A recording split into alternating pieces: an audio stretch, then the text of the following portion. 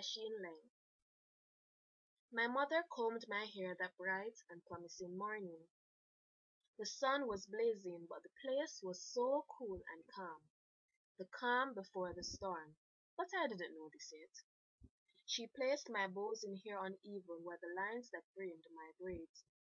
She showed me my uniform and tied my shoes lace, just like she did every morning. My mother always wore long dresses.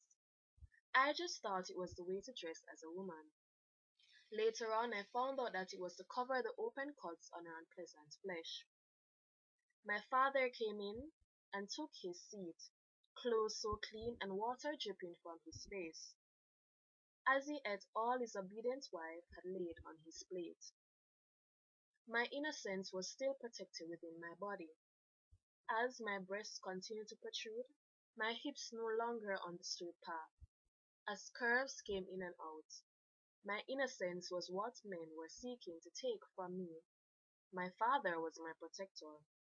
So I remained calm, nothing to fear even though men whispered in my ears. But that morning was the last sunshine I would see.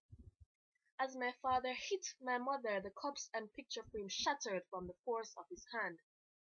My mother lay on the floor, as if she was permanently placed there. He kicked her outside and closed the door, a silent message to show that she was needed in our house no more. My father came over and kissed my cheeks.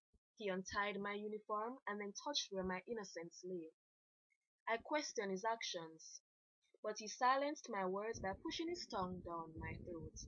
He moaned from the kiss as if he took pleasure in his child. He opened his pants and told me to touch what no child should ever touch. I touched it as I was taught to always obey my father, even though I knew deep down it wasn't right.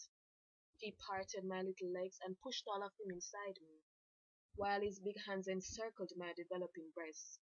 I didn't cry as I felt nothing. My mind was far gone from what was taking place. This continued for hours. My white sheet, which once signified my innocence, was now covered in blood. The man who should love me had wounded me and ripped my little heart from my body. I was only 10. The life I was looking forward to, in my mind, had just come to an end. My father was the man who I looked up to, but he pushed me on my knees as he forced himself within me once more. My knees rubbed on the floor. Each minute went by, our love was no more. The sun went down outside, and so too did the light in my life. My father had abused me from morning till night.